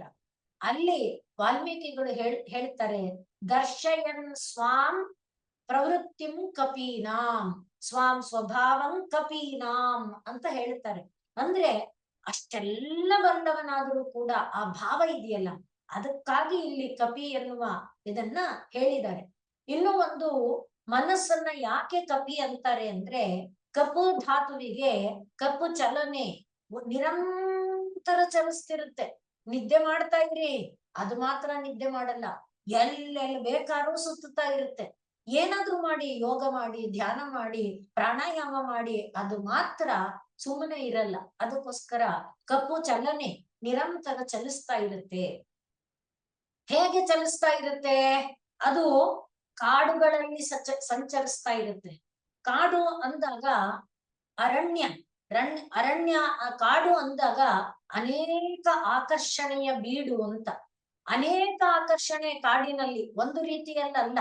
ಕಾಡಿಗೆ ಹೋದ್ರೆ ನಾವು ಕಾಡಿನಿಂದ ದೊರಕುವ ಪ್ರಯೋಜನವೇನು ಅಂತ ನೋಡುವಾಗ, ಅನೇಕ ಸಂಪದ್ಭರಿತವಾದ ಮರಗಳು, ಅನೇಕ ಫಲಗಳು, ನಾಡುಗಳಲ್ಲಿ ದೊರಕದೇ ಇರುವಂಥದ್ದು, ಗೋಂದು, ಜೇನು, ಹೀಗೆ ಕಾಡಿನಲ್ಲಿ ಆಕರ್ಷಣೆಗೆ ಬೇಕಾದ್ದು ಅನೇಕ ಇದೆ. ಆದ್ದರಿಂದ ಇದು ಒಂದು ಕಡೆ ಹಾರಿ ಹಾರ್ತಾನೆ ಇರುತ್ತೆ, ಚಲಿಸ್ತಾನೆ ಇರುತ್ತೆ. ಈ ಕಾಡಿಂದ ಆ ಕಾಡು, ಆ ಕಾಡಿಂದ ಆ ಕಾಡು ಹೋಗುತ್ತಾನೆ ಇರುತ್ತೆ. ಆದ್ರಿಂದೇ ನಾವು ರಾಮಾಯಣದಲ್ಲಿ ನೋಡುವಾಗ ಸುಗ್ರೀವ ಅದ್ಭುತವಾಗಿ ಒಬ್ಬೊಬ್ಬರನ್ನು ಹೇಳ್ತಾನೆ. ಒಂದೊಂದು ಕಾಡಿಂದ ಒಂದು ಕಾಡು ಹೋಗುವಾಗ ಆಕರ್ಷಣೆಗೆ ಒಳಗಾಗಿ ಅಲ್ಲಲ್ಲೇ ನಿಲ್ಲಬೇಡಿ, ಮುಂದೆ ಮುಂದೆ ಸಾಗುತ್ತಾ ಇರಿ. ಆ ತರ ಎಲ್ಲ ಅವನು ಇದು ಸ್ಟ್ರಿಕ್ಟ್ ಆದ ಆಜ್ಞೆಯನ್ನ ಮಾಡ್ತಾನೆ. ಪ್ರತಿಯೊಬ್ಬರಿಗೆ ಕಠಿಣವಾದ ಒಂದು ಶಿಕ್ಷೆಯ ರೀತಿಯಲ್ಲಿ ಶಿಕ್ಷಣ ಕೊಡ್ತಾನೆ ಪ್ರತಿಯೊಬ್ಬರಿಗೆ. ಹಾಗೆ ಮೋಹ, ಮೋಹ ಅಂದ್ರೆ ಯಾವುದು ನಮ್ಮನ್ನ ಮೈ ಮರೆಯುವಂತೆ ಮಾಡುತ್ತೋ, ನಮ್ಮ ಸ್ಥಾನಮಾನಗಳನ್ನ ಮರೆಯುವಂತೆ ಮಾಡುತ್ತೋ, ನಮ್ಮ ಘನತೆ ಗಾಂಭೀರ್ಯವನ್ನ ಕಳೆದುಕೊಳ್ಳುವಂತೆ ಮಾಡುತ್ತೋ, ಅದೆಲ್ಲ ಮೋಹ ಅಂದ್ರೆ ಅದೇ ಅರ್ಥ. ನೋಡಿ, ನಾವು ಪ್ರಪಂಚದಲ್ಲಿ ಯಾವುದಕ್ಕೋ ಯಾರ್ದೋ ಮುಂದೆ ದೀನರಾಗ್ಬಿಡ್ತೇವೆ. ಯಾವುದೋ ಸಣ್ಣದೋ ದೊಡ್ಡದೋ ಹೀನದ್ದೋ ಒಬ್ಬರು ಮುಂದೆ ದೀನರಾಗದೆ ಇಲ್ವೇ ಇಲ್ಲ. ಆ ದೈನ್ಯ ಭಾವನೆ ಬಂದಾಗ ನಮ್ಮ ಸ್ಥಾನ ಹೋಯ್ತು, ಮಾನ ಹೋಯ್ತು, ಮರ್ಯಾದೆ ಹೋಯ್ತು, ಘನತೆ ಹೋಯ್ತು, ನಮ್ಮ ಏನೇನಿದೆ ಎಲ್ಲ ದೂರ ಆಗ್ಬಿಡುತ್ತೆ ಅಷ್ಟು ಸಣ್ಣದರ ಮುಂದೆ. ಅದಕ್ಕೋಸ್ಕರನೇ ಅದನ್ನ ಮೋಹ, ಮುಖ್ಯತೆ, ತನ್ನ ತನವನ್ನ ಮರೆ ಮಾಡಿಸುತ್ತೆ. ತನ್ನ ಈಗ ನೋಡಿ, ತನ್ನ ಯಾವುದು ಒಳಗಡೆ ಇರುವ ಸಚ್ಚಿದಾನಂದಾತ್ಮಕವಾದ ಚೈತನ್ಯ ತತ್ವ, ಅದರ ತನವನ್ನ ಮರೆ ಮಾಡಿಸಿ ಬುದ್ಧಿ, ಮನ, ಇಂದ್ರಿಯ ಇತ್ಯಾದಿಗಳ ನೆಲೆಯಲ್ಲಿ ಅದನ್ನ ಅಲಿಯುವಂತೆ ಮಾಡಿಬಿಡುತ್ತಲ್ಲ, ಅದಕ್ಕೆ ಅದನ್ನ ಮೋಹ ಅಂತಾರೆ. ಅಂದ್ರೆ ತನ್ನ ತನವನ್ನ ಮರೆ ಮಾಡಿಸಿ ಬಿಡುತ್ತೆ ಅಂತ ಒಂದು. ಆದ್ರಿಂದ ಒಂದು ಕಾಡು ಅಂದಾಗ ವನ ಅನ್ನುವುದು ಐತರೇಯ ಉಪನಿಷತ್ತಿನಲ್ಲಿ ಒಂದು ತತ್ವವಾಗಿ ಹೇಳ್ತಾರೆ. ವನತಿ ಅಂತ ಒಂದು ಘನ ತತ್ವ ಅದು. ಹಾಗೆ ಈ ಪ್ರಾಕೃತಿಕವಾದ ಪ್ರಪಂಚ ಇದೆಯಲ್ವಾ, ಅದನ್ನ ಕಾಪಾಡುವ, ಅವನ ಅಂದ್ರೆ ಕಾಪಾಡುವಿಕೆ ಇಲ್ಲ, ತಿರುಗುತ್ತಾ ಇರುವ ಅಂತ ಒಂದು ಮೋಹ ಅಟವಿ, ಮೋಹಾಟವ್ಯಾಂ ಚರತಿ. ಅಷ್ಟೇನಾ? ಯುವತೀನಾಂ ಕುಚಗಿರವು ನಟತಿ, ಕುಣಿಯುತ್ತೆ, ಬೆಟ್ಟಗಳ ಮೇಲೆ ನರ್ತನ ಮಾಡುತ್ತೆ. ಅಷ್ಟೇನಾ? ಆಶಾ ಶಾಖಾಸು ಅಟತಿ, ಕೊಂಬೆ, ಒಂದು ಕೊಂಬೆ, ಒಂದು ಆಸೆ ಮುಗಿದ್ರೆ ಇನ್ನೊಂದು ಆಸೆ, ಆ ಆಸೆ ಮುಗಿದ್ರೆ ಇನ್ನೊಂದು, ಆಯ್ತಪ್ಪ ಸದ್ಯ ಎಲ್ಲ ಮುಗೀತು, ಇನ್ನೇನು ಇಲ್ಲ ಅಂತ ಹೀಗ್ ಕೂತ್ಕೊಳ್ಳೋ ಹಂಗಿಲ್ಲ. ಮತ್ತೆ ಅದಕ್ಕೆ ಶಾಖ ಅನ್ನುವ ಉದಾಹರಣೆ ಕೊಟ್ಟಿದ್ದಾರೆ. ಶಾಖ ಅಂದ್ರೆ ಒಂದು ಕೊಂಬೆ ಹಲವಾರು ಕೊಂಬೆಗಳಿಗೆ ಕಾರಣ ಆಗುತ್ತೆ. ಒಂದು ಕೊಂಬೆ ಹಲವಾರು ಕಡ್ಡಿಗಳಿಗೆ ಆಧಾರಭೂತ, ಒಂದೊಂದು ಕಡ್ಡಿ ಹಲವಾರು ಎಲೆಗಳಿಗೆ ಆಧಾರ. ಒಂದು ಕೊಂಬೆ ಕಣ್ಮುಂದೆ ತಂದ್ಕೊಳ್ಳಿ, ಒಂದು ಇಷ್ಟು ನಮ್ಮ ಕೈಗಾತ್ರದ ಕೊಂಬೆ ಅಂದ್ರೆ, ಆ ಕೊಂಬೆ ಒಳಗೆ ನೋಡಿ ಎಷ್ಟು ಕಡ್ಡಿಗಳಿರುತ್ತೆ, ಎಷ್ಟು ಕಡ್ಡಿಗಳಿಗೆ ಎಷ್ಟು ಎಲೆಗಳಿರುತ್ತೆ. ಅದೇ ಅಂದ್ರೆ ಆ ರೀತಿ ಆಸೆ. ಅದಕ್ಕೆ ಆಶಾ ಶಾಖಾಸು ಅಟತಿ, ತಿರುಗುತ್ತೆ. ಹಾಗೆ ತಿರುಗಿ ಸ್ವೈರಂ, ಅದಕ್ಕೇನು ಲಂಗಿಲ್ಲ, ಲಗಾಮಿಲ್ಲ, ಕಂಟ್ರೋಲ್ ಇಲ್ಲ, ಎಷ್ಟ ಒಂದಂತೆ ತಿರುಗುತ್ತಾನೇ ಇರುತ್ತೆ. ಹಾಗೆ ಇರುವಂತ ಇದನ್ನ ನೀನು ಕಪಾಲವನ್ನ ಹಿಡ್ಕೊಂಡು ಭಿಕ್ಷೆ ಬೇಡ್ತಾ ಇದೀಯಲ್ಲ, ನನ್ನನ್ನ ಕಟ್ಟಬಿಡು. ಕಪಿ ಇದೆಯಲ್ಲ, ಈ ಕಪಿನ ಕಟ್ಟಾಕೊಂಡ್ಬಿಡು. ನೋಡಿ ಇದೆಲ್ಲ ಕಣ್ಣೊಳಗೆ ಚಿತ್ರ ತುಂಬ್ಕೊಳ್ಳಿ, ಎಷ್ಟು ಗೊತ್ತಾಗುತ್ತೆ. ಮನೆ ಮುಂದೆ ಇತ್ತೀಚೆಗೆ ಅವೆಲ್ಲ ಇಲ್ಲ. ಮನೆ ಮುಂದೆ ಕೋತಿ ಆಡ್ಸಕ್ ಬರೋರು ಆ ಕೋತಿ ಒಂದು ದಾರನ ತಮ್ಮ ಬೆರಳುಗಳಿಗೆ ಸುತ್ಕೊಂಡಿರ್ತಿದ್ರು, ಇನ್ನೊಂದನ್ನ ಕೋತಿಗೆ ಕಟ್ಟಿ ಒಂದು ಕೋಲಿಗೆ ಗೆಜ್ಜೆ ಕಟ್ಟಿ ಅದನ್ನ ಕುಣಿಸ್ತಾ ಕೋತಿನ ಹೆಂಗ್ ಬೇಕೆ ಹೆಂಗ್ ಕುಣಿಸೋರು. ಅದನ್ನ ಅಲ್ಲಿ ಹೋಗು, ಇಲ್ಲಿ ಬಾ, ಇಲ್ಲಿ ಹಾರು, ಇಲ್ಲಿ ನೆಗಿ, ಪಲ್ಟಿ ಹೊಡಿ, ನಮ್ಮ ಬಾಲ್ಯದ ಚಿತ್ರಗಳನ್ನ ಕಲ್ಪಿಸ್ಕೊಂಡ್ರೆ ಅವನಿಗೇನ್ ಲಾಭ? ಮೇಲೆ ಕೇಳಿದ್ರಲ್ಲ, ಏನ್ ಲಾಭ ನಿನ್ಗೆ? ಕಸ್ಯ ಉಪಕೃತ ನಿನಗೇನಾ ಸಂತೋಷ. ಹಾಗೆ ಆ ಕುಣಿಸ್ತಾ ಇರುವಾಗ ಏನ್ ಬರುತ್ತೆ? ಬೇಕಾದ ದುಡ್ಡು ಬರುತ್ತೆ. ನೀನು ಕಪಾಲ ಹಿಡ್ಕೊಂಡು ಭಿಕ್ಷುವಾಗಿ ತಿರುಗ್ತಾ ಇದೀಯಲ್ಲ, ಎಲ್ಲೆಲ್ಲೋ ತಿರುಗ್ತಾ ಇರುವಾಗ ನಾನು ಈ ಕೋತಿ ಇದೀನಲ್ಲ, ನನ್ನ ಕಟ್ಟಾಕೊಂಡ್ಬಿಡು, ನನ್ನ ಕಟ್ಟಾಕೊಂಡು ಕುಣಿಸು, ಬೇರೆ ಬೇರೆ ಅಲಿತ ಬೇಕಾದ ಹಾಗೆ ನಿನಗೆ ಇದು ಬಂದ್ಬಿಡುತ್ತಲ್ಲ ಐಶ್ವರ್ಯ, ನೀನು ಅತ್ಯಂತ ಐಶ್ವರ್ಯವಂತನಾಗಿ ಬಿಡ್ಬಹುದು.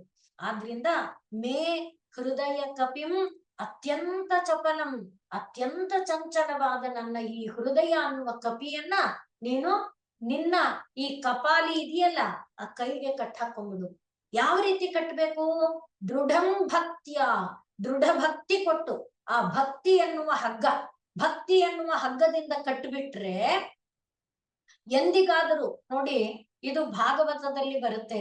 ಶ್ರೀರಾಮಕೃಷ್ಣರು ಅದ್ಭುತವಾದ ಒಂದು ನಿದರ್ಶನವನ್ನ ಕೊಟ್ಟು ಅದೊಂದು ಚಿತ್ರ ಕೂಡ ಇದೆ. ನಾವು ಭಾಗವತದಲ್ಲಿ ನೋಡಿದ್ದೇವೆ, ಸುಮಾರು 5 ಸ್ಕಂದಗಳವರೆಗೆ ಅನೇಕ ಜಾಗದಲ್ಲಿ ಬರುತ್ತೆ. ಪರಮಾತ್ಮ ಪ್ರತಿ ಜೀವ ಅಂದ್ರೆ ಒಂದೆರಡಲ್ಲ, ಕೋಟಿಗಳ ಕೋಟಿ ಅಷ್ಟೂ ಜೀವಗಳ ದಾರವನ್ನ ತಾನು ಮೂಗಿಗೆ ದಾರ ಪೋಣಿಸಿ ಒಡೆಯ ತಾನು ಇಟ್ಕೊಂಡಿರ್ತಾನಲ್ಲ ಅದರ ಕಂಟ್ರೋಲ್ನ, ಹಾಗೆ ಪ್ರತಿ ಜೀವಿಯನ್ನು ತನ್ನ ಬೆರಳುಗಳಿಗೆ ಕಟ್ಕೊಂಡಿದ್ದಾನೆ. ಎಲ್ಲ ಜೀವಿಗಳ ದಾರ ಅವನ ಬೆರಳಲ್ಲಿದೆ ಅನ್ನುವುದನ್ನ ನಾವು ಭಾಗವತದಲ್ಲಿ ನೋಡ್ತೇವೆ. ಇದು ಶ್ರೀರಾಮಕೃಷ್ಣರು ಕೊಡುವ ದೃಷ್ಟಾಂತದಲ್ಲಿ ಹಸುವಿನ ಒಡೆಯ ಏನ್ ಮಾಡ್ತಾನೆ? ಒಂದು ಗೂಟಕ್ಕೆ ಹೊಡಿತಾನೆ. ಗೂಟಕ್ ಒಂದು ಕಡೆಯ ದಾರ ಕಟ್ಟಿರ್ತಾನೆ, ಇನ್ನೊಂದು ಕಡೆಯ ದಾರ ಯಾರಿಗಿರುತ್ತೆ? ಹಸುವಿಗೆ ಇರುತ್ತೆ. ಆ ಹಸು ಮೇಯ್ಕೊಂಡ್ ಹೋಗ್ತಾನೇ ಇರುತ್ತೆ.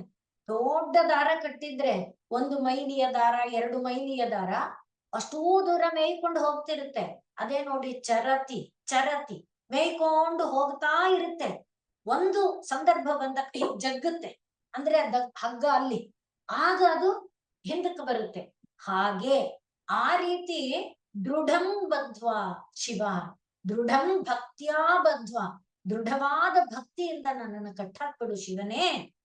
ಏನ್ ಮಾಡ್ಬೇಕು? ಭವದ್ ಅಧೀನಂ ಕುರು, ನಾನು ನಿನ್ನ ಅಧೀನ ಆಗಕ್ ನನ್ನ ಕೈನಲ್ಲಿ ಸಾಧ್ಯ ಇಲ್ಲ, ನೀನು ನನ್ನನ್ನ ನಿನ್ನ ಅಧೀನ ಮಾಡ್ಬೇಕು. ಆದ್ರಿಂದಲೇ ಒಂದು ಪ್ರಸಂಗ ಬಂದಾಗ ಹೇಳ್ತಾರೆ, ನಾರದರನ್ನ ಬ್ರಹ್ಮ ಈ ಸೃಷ್ಟಿ ಕಾರ್ಯದಲ್ಲಿ ಸಹಾಯ ಮಾಡಪ್ಪ ಅಂತ, ಅದು ನಮಗೆ ಗೊತ್ತಿದೆಯಲ್ಲ, ಎಲ್ಲರನ್ನು ಕೇಳ್ತಾನೆ. ಸನಕ ಸನಂದನಾದಿಗಳನ್ನು ಮಾಡಲ್ಲ ಅಂತಾರೆ, ಶಾಪ ಕೊಡ್ತಾನೆ. ಹಾಗೆ ನಾರದರನ್ನು ಕೇಳ್ತಾನೆ.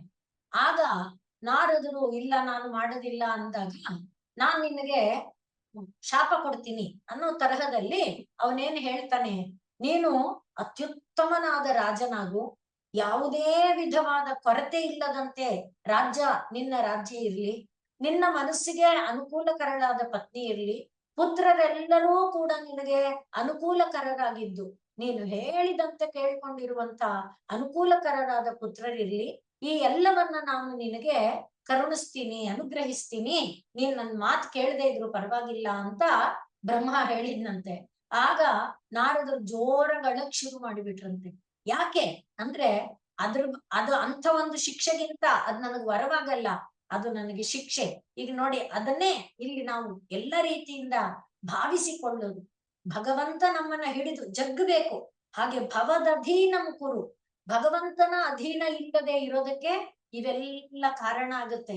ಯಾವೆಲ್ಲ ಪ್ರೀತಿ ಪಾತ್ರರಾದಂಥ ಬಂಧು ಬಾಂಧವರು, ಪ್ರೀತಿಯ ಪ್ರವಾಹವನ್ನು ಹರಿಸುವಂತ ನಮ್ಮ ಒಡನಾಡಿಗಳು, ಬರೀ ಐಶ್ವರ್ಯದಲ್ಲಿ ಕೊರತೆಯೇ ಇಲ್ಲ, ಬಾಯಲ್ಲಿ ಬರೋದಕ್ಕೆ ಮುಂಚೆನೆ ಎಲ್ಲ ವಸ್ತುಗಳು ಬಂದು ಒದಗುತ್ತೆ. ಅಂಥವರ ಬದುಕಲ್ಲಿ ಭಗವಂತ ಎಲ್ಲಿ ಬರ್ತಾನೆ? ಅಂಥದ್ದು ಮಾತ್ರ ನನಗೆ ಬೇಡ ಅಂತ ನಾರದರು ಬ್ರಹ್ಮನನ್ನ ಅಂಥ ಹಣೆ ಬರಹ ಬರಿಬೇಡ ಅಂತ ಕೇಳಿದ್ರಂತೆ. ಹಾಗೆ ಇಲ್ಲಿ ಭವದಧೀನಂ ಕುರು, ನಿನ್ನ ಅಧೀನವನ್ನಾಗಿ ನನ್ನನ್ನ ಮಾಡ್ಕೊಳಪ್ಪ ಅಂತ ಹೇಳ್ತಾ ಇದ್ದಾರೆ. ನನ್ನ ಯಾವುದು ಹೃದಯ ಕಪಿ, ಹೃದಯ ಎಂಬ ಕಪಿ ಅತ್ಯಂತ ಚಪಲಂ, ಅತ್ಯಂತ ಚಂಚಲವಾದ್ದು, ಅತ್ಯಂತ ಚಂಚಲವಾದ ಅದು ಸದಾ ಯಾವಾಗಲೂ ಮೋಹಾಟವ್ಯಾಂ ಚರತಿ, ಮೋಹ ಎಂಬ ಕಾಡಿನಲ್ಲಿ ಮೇಯುತ್ತೆ. ಅದು ಚರತಿ ಅಂದ್ರೆ ಚಲಿಸುತ್ತೆ ನಿಜ, ಚರತಿ ಅದಕ್ಕೆ ಮೊದಲೇ ಹೇಳಿದ್ದು ಮುಹ ಅಂದ್ರೆ ಇಂದ್ರಿಯಗಳ ಸೆಳೆತ, ಆಕರ್ಷಣೆ, ಹತ್ತಾರು ಕಡೆ ಕೀಳ್, ಆದ್ರಿಂದ ಎಲ್ಲಾತನ್ನು ಮೇಯೋದೆ, ಕಣ್ಣಿಂದ ಕಿವಿಯಿಂದ ಎಲ್ಲ ಅರ್ಧರ್ಧ ಕಚ್ಚಿ ಎಸಿತಿರದೆ ಕೋತಿಯ ಒಂದು ಇದನ್ನ ನಾವು ನೋಡಿದ್ರೆ ಹಾಗೆ. ಮತ್ತೆ ಯುವತೀನ ಕುಚಗಿರವು ನಟತಿ, ನರ್ತನ ಮಾಡುತ್ತೆ, ಆಶಾಪಾಶಗಳಲ್ಲಿ ಅನೇಕ ಸುಖ ಭೋಗಗಳಲ್ಲಿ ಅನುಭವಿಸ್ತಾ. ಹಾಗೆ ಆಶಾಶಾಖಾಸು, ಆಶೆ ಎಂಬ ಕೊಂಬೆ, ಅವುಗಳಲ್ಲಿ ಒಂದು ಕೊಂಬೆಯಿಂದ ಒಂದು ಕೊಂಬೆಗೆ ಹಾರಿ ನೆಗೆದು ಕುಣಿದು ಓಡ್ತಾ ಇರುತ್ತೆ. ಸ್ವೈರಂ ಝಟಿತಿ ಅಭಿತಃ, ಸುತ್ತುತ್ತಾ ಇರುತ್ತೆ. ಹಾಗಿರುವಂತ ನನ್ನ ಈ ಹೃದಯ ಎಂಬ ಕಪಿಯನ್ನು ಕಪಾಲಿನ್ ಭಿಕ್ಷೋ, ಕಪಾಲಿಯೇ, ಭಿಕ್ಷುವೆ ಏನ್ ಮಾಡ್ಬೇಕು, ಶಿವನೇ, ವಿಭುವೆ, ಇದೆಲ್ಲ ಸಂಬೋಧನೆ. ಅವನನ್ನ ದೃಢಂ ಭಕ್ತಿಯ ಬದ್ವಾ, ದೃಢವಾದ ಭಕ್ತಿ ಎಂಬ ಹಗ್ಗದಿಂದ ನನ್ನ ಕಟ್ಟಾಕ್ಬಿಟ್ಟು ಭವದಧೀನಂ ಕುರು, ನಿನ್ನ ಅಧೀನ ಮಾಡ್ಕೋ. ಅಂದ್ರೆ ನಾನು ಮಾಡುವ ಈ ಎಲ್ಲ ಚೇಷ್ಟೆಗಳಿದೆಯಲ್ಲ, ಈ ಎಲ್ಲಾ ಚೇಷ್ಟೆಯೂ ನಿನಗೆ ಪ್ರಿಯವಾಗಲಿ, ನೀನು ಅದರಿಂದ ಸಂತುಷ್ಟನಾಗುವಂತಾಗಲಿ. ಅದರಿಂದ ನನ್ನ ಈ ಎಲ್ಲ ಚೇಷ್ಟೆಗಳು ಏನಾಗಬೇಕು, ನಿನ್ನ ಅಧೀನವಾದಾಗ ಭಕ್ತಿ ಎಂಬುದು ದೃಢವಾಗುತ್ತೆ. ಹಾಗೆ ನಿನ್ನ ಅಧೀನವಾದ ಚೇಷ್ಟೆ ಇರುವಂತೆ. ಆದ್ರಿಂದಲೇ ನಮ್ಮಲ್ಲಿ ಹೇಳುವಾಗ ಚೇಷ್ಟಾಶ್ರಯ ಶರೀರಂ ಅಂತ ಹೇಳ್ತಾರೆ. ಮತ್ತೆ ಆತ್ಮನೋ ಚೇಷ್ಟಾಶ್ರಯ ಶರೀರಂ, ಪರತತ್ವ ಎಂಬುದು ಚೈತನ್ಯವಾಗಿ ಈ ಶರೀರದ ಒಳಗೆ ಪ್ರವೇಶ ಮಾಡಿದಾಗ ನಡೆಯುವ ಚಟುವಟಿಕೆ, ಅದು ಕಣ್ಣಿನ ಚಟುವಟಿಕೆ, ಕಿವಿಯ ಚಟುವಟಿಕೆ, ಬಾಯಿಯ ಚಟುವಟಿಕೆ, ನಾಲಿಗೆಯ ಚಟುವಟಿಕೆ, ಯಾವ ಚಟುವಟಿಕೆ ಇದೆಯೋ ಅದೆಲ್ಲವೂ ಆತ್ಮನ. ಆದ್ರಿಂದ ಆ ಆತ್ಮನಿಗೆ ಅದನ್ನೇ ಯಾಜ್ಞವಲ್ಕ್ಯರು ಮೈತ್ರೇಯಿಗೆ ಹೇಳುವಾಗ ಆತ್ಮನಃ, ಆದ್ರಿಂದ ನವಾರೇ ಪತ್ಯುಃ ಕಾಮಾಯ ಪತಿ ಪ್ರಿಯೋ ಭವತಿ, ಆತ್ಮನಸ್ತು ಕಾಮಾಯ, ಆದ್ರಿಂದಲೇ ಆತ್ಮನಸ್ತು ಕಾಮಾಯ ಪತಿ ಪ್ರಿಯೋ ಭವತಿ, ಆತ್ಮನಸ್ತು ಕಾಮಾಯ ಪುತ್ರ ಪ್ರಿಯೋ ಭವತಿ, ಆತ್ಮನಸ್ತು ಕಾಮಾಯ ವಿತ್ತಂ ಪ್ರಿಯೋ ಭವತಿ, ಆತ್ಮನಸ್ತು ಕಾಮಾಯ ವಿದ್ಯಾ ಪ್ರಿಯ, ಎಲ್ಲದನ್ನು ಉದ್ದಕ್ಕೂ ಪಟ್ಟಿ ಕೊಡ್ತಾರೆ. ಆ ಆತ್ಮ ಮೂಲದ ವರೆಗಿನ ಬದುಕು ನಮ್ಮದಾಗೋದಕ್ಕೆ ಈ ಚರತಿ ಇದೆಯಲ್ಲ, ಇಂದ್ರಿಯಗಳ ಮೇವು, ಆ ಇಂದ್ರಿಯಗಳ ಮೇವೇನಾಗಬೇಕು, ಪರಮಾತ್ಮರ ಗತಿಯಾಗಬೇಕು, ಪರಮಾತ್ಮ ಅಭಿಮುಖವಾಗಬೇಕು. ಹಾಗಿದ್ದಾಗ ಅದು ಪುನರಾವೃತ್ತಿಯನ್ನ ಉಂಟು ಮಾಡಲ್ಲ ಅನ್ನುವ ತತ್ವವನ್ನ ಇಲ್ಲಿ ಹೇಳ್ತಾ ಇದ್ದಾರೆ. ಆದ್ರಿಂದ ಕಪಾಲಿನ್, ಕಪಾಲವನ್ನ ಕೈಯಲ್ಲಿ ಹಿಡಿದಿರುವಂಥವನೇ, ಕಪಾಲಿನ್ ಅಂದಾಗ ಸರ್ವ ಸಾಮರ್ಥ್ಯವನ್ನ ಹೇಳ್ತಾ ಇದೆ. ಸರ್ವ ಸಾಮರ್ಥ್ಯ ಅನ್ನುವುದಕ್ಕೆ ಈ ಕಪಾಲಿನ್ ಅನ್ನುವ ದೃಷ್ಟಾಂತದಲ್ಲಿ ದೇವಿ ಭಾಗವತದಲ್ಲಿ ಬರುತ್ತೆ. ಅದು ದೇವಿಯಾಗಿ ಅಲ್ಲಿ ಹೇಳುತ್ತಾರೆ, ಇಲ್ಲಿ ಶಿವನನ್ನು ನಾವು ದೃಷ್ಟಾಂತವಾಗಿ ತಗೊಳ್ಬಹುದು. ಬ್ರಹ್ಮ ಏನೇನೆಲ್ಲ ಸಾಧನೆಗಳನ್ನ ಮಾಡಿ ಮೇಲೆ ಹೇಳಿದ್ವಲ್ಲ, ಎಷ್ಟೆಲ್ಲ ನಾನು ದೊಡ್ಡ ಕೆಲಸ ಮಾಡಿದ್ದೇನೆ ಅಂತ ದೇವಿ ಹತ್ರ ಬಂದಂತೆ. ದೇವಿ ಮೈಮೇಲಿರುವ ಬುರುಡೆಗಳ ಮಾಲೆಯನ್ನ ನೋಡಿದ್ನಂತೆ. ಲಕ್ಷಾಂತರ ಕೋಟ್ಯಾಂತರ ಮಾಲೆಗಳು, ಬುರುಡೆಗಳ ಮಾಲೆ. ಅವಳು ಬ್ರಹ್ಮ ತಾನೇನೋ ದೊಡ್ಡ ಸಾಧನೆ ಮಾಡಿದ್ದೇನೆ ಅಂತ ಬಂದಾಗ ಅಟ್ಟಹಾಸ ಮಾಡಿ ನಗ್ತಾ ಇದ್ರೆ, ಹಾಗೆ ಕಣ್ಣು ಬಿಟ್ಟು ನೋಡಿದ್ರೆ ಅವಳ ಕುತ್ತಿಗೆಯಲ್ಲಿರುವ ಒಂದೊಂದು ಬುರುಡೆನೂ ಒಂದೊಂದು ಬ್ರಹ್ಮ, ಇಷ್ಟು ಬ್ರಹ್ಮ. ಆಗ ನನ್ನದು ನಾಳೆ ಇದೇ ಒಂದು ಸ್ಥಿತಿ. ಅಲ್ಲಿ ಕಪಾಲಿನ್, ಅದರ ಜೊತೆಯಲ್ಲಿ ಶಿವನ ಕಪಾಲ ಎಂತದ್ದು, ಕೈಯಲ್ಲಿರುವ ಕಪಾಲ ಬ್ರಹ್ಮನದೇ. ಅದು ಮೊದಲೇ ಹೇಳಿದ್ದಾರೆ, ಅದೇನ್ ಕಷ್ಟ ಇಲ್ಲ, ಕೇವಲ ಉಗುರಿ ಸೇರಿದ್ದಷ್ಟೇ. ಅಷ್ಟು ಅಂದ್ರೆ ಅಂಥ ಒಂದು ಪರಮ ಸಾಮರ್ಥ್ಯ ನಿನ್ನದು. ಆ ಪರಮ ಸಾಮರ್ಥ್ಯ, ಎಲ್ಲವನ್ನ ನುಂಗುವ ಸಾಮರ್ಥ್ಯ, ಎಲ್ಲವನ್ನ ತನ್ನದಾಗಿಸಿಕೊಳ್ಳುವ ಸಾಮರ್ಥ್ಯ, ಅದೆಲ್ಲ ಕಪಾಲಿನ್ ಎಂಬ ಒಂದು ಶಬ್ದದೊಳಗೆ ಅನೇಕ ಅರ್ಥಗಳನ್ನು ತುಂಬಿಸಿ ಹೇಳ್ತಾ ಇದ್ದಾರೆ.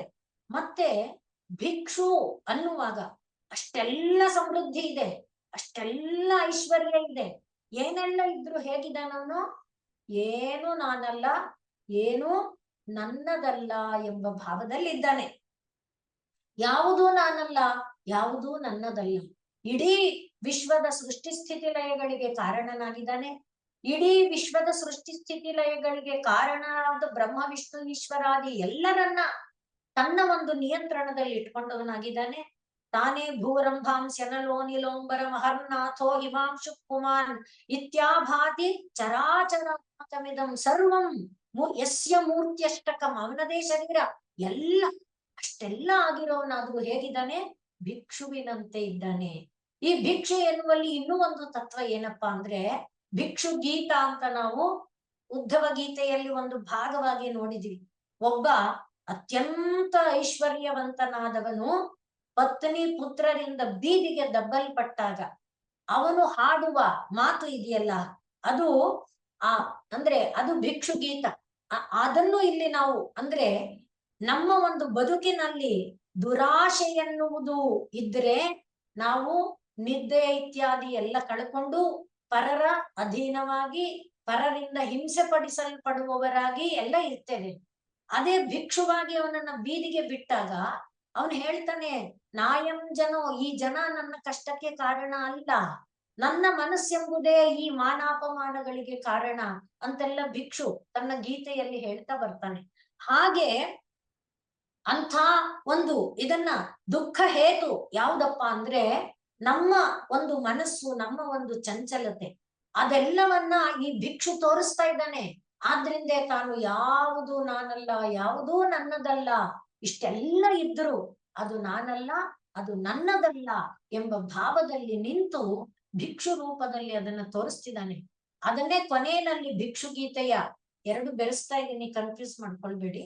ಪರಮಾತ್ಮ ತಾನು ಸಕಲ ಐಶ್ವರ್ಯಕ್ಕೆ, ಸಮಸ್ತ ಕಲ್ಯಾಣ ಗುಣಗಳಿಗೆ, ಎಲ್ಲಕ್ಕೆ ಅಧಿಪನಾಗಿದ್ದರೂ ನಾನಲ್ಲ ನನ್ನದಲ್ಲ ಎಂಬ ಭಾವದಲ್ಲಿ ಹೇಗಿರ್ತಾನೋ ಆ ಒಂದು ತತ್ವ ಅದು ನಾವು ಭಿಕ್ಷು ಗೀತೆಯಲ್ಲಿ ನೋಡುವಂಥದ್ದು. ಕೊನೆಯಲ್ಲಿ ಆ ಭಿಕ್ಷು ಏನು ಹೇಳ್ತಾನೆ ಅಂದ್ರೆ, ಮನೋವಶೇ ಅನ್ಯೇಹಿ ಅಭವನ್ ಸ್ಮ ದೇವಾಹ, ಎಲ್ಲಾ ದೇವತೆಗಳು ಮನಸ್ಸಿನ ಕಂಟ್ರೋಲು, ಮನಸ್ಸು ಇವನನ್ನ ಆಶ್ರಯಿಸು ಅವನನ್ನ ಆಶ್ರಯಿಸು ಹಾಗೆ ಹೋಗ್ತಿರುತ್ತೆ.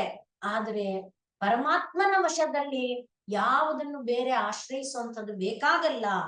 ಆದ್ರಿಂದ ನಾವು ಜನ್ಮ ಇದಂ ಭವಭೋಗ ಲಿಪ್ಸಯ, ಭವಭೋಗದ ಆಸೆಯಿಂದ ಏನಾಗ್ತಾ ಇದೆ, ತಿರುಗುತ್ತಾ ಇದೆ. ಅದು ನಮಗೆ ಬೇಡ ಅನ್ನೋದಾದ್ರೆ ತಮ್ಮ ದುರಂತ ಅಪಾರ ತಮಃ, ಪಾರವಿಲ್ಲದ ಕತ್ತಲೆ, ಅದನ್ನ ನಾನು ಕಳ್ಕೊಳ್ಳೋದು ಯಾವುದರಿಂದ? ಮುಕುಂದ ಅಂಘ್ರಿ ಸೇವಯೈವ. ಹಾಗೆ ಪರಮಾತ್ಮನ ಒಂದು ಅದು ಆ ಭಿಕ್ಷು ತತ್ವ. ಹಾಗಾಗಿ ಪರಮಾತ್ಮನ ಪಾದಾರವಿಂದಗಳ ಸ್ಮರಣೆ, ಪರಮಾತ್ಮನ ಪಾದಾರವಿಂದಗಳ ಭಕ್ತಿ, ಅದು ಒಂದು ಏನು ಮಾಡುತ್ತೆ? ಸರ್ವ ಸಾಮರ್ಥ್ಯವಿದ್ದರೂ, ಸರ್ವ ವಿದ್ಯಾ, ಸರ್ವಜ್ಞಾನ, ಸರ್ವ ಆಗಿದ್ದರು, ಸರ್ವ ಮಂತ್ರಾತ್ಮಿಕೆ, ಸರ್ವ ಯಂತ್ರಾತ್ಮಿಕೆ, ಹಾಗೆ ಸರ್ವ ಆಗಿದ್ರು ಆ ಭಿಕ್ಷು ಭಾವದಂತೆ ನಮ್ಮನ್ನ ಇರುವಂತೆ ಮಾಡಿದರೆ ಆಗ ಮತ್ತೆ ಜನ್ಮ ತಳೆಯುವಂಥದ್ದು ಇಲ್ಲ. ಹಾಗಾಗಿ ಕಪಾಲಿನ್ ಭಿಕ್ಷೋ ಮತ್ತೆ ವಿಭೋ ಅಂದಾಗ ನಾವು ಮೊದಲೇ ನೋಡಿದ್ದೇವೆ, ಎಲ್ಲಾ ಕಾಲದಲ್ಲೂ ಅಸ್ತಿತ್ವದಲ್ಲಿ ಇರುವಂತ ಶಕ್ತಿ ಇರುವಂತವನು. ಮತ್ತೆ ಶಿವ, ಎಲ್ಲರಿಗೆ ಮಂಗಳವನ್ನ, ಎಲ್ಲರಿಗೆ ಕಲ್ಯಾಣವನ್ನ, ಎಲ್ಲರಿಗೆ ಸೌಭಾಗ್ಯವನ್ನ, ಸಮಸ್ತ ಸನ್ಮಂಗಳಗಳನ್ನ ಒದಗಿಸಿಕೊಡಬಲ್ಲ.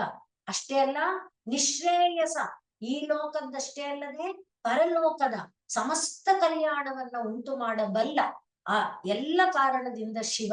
ಹೀಗೆ ಕಪಾಲಿನ್ ಭಿಕ್ಷೋ ವಿಭೋ ಶಿವ, ಇಷ್ಟು ಸಂಬೋಧನೆ.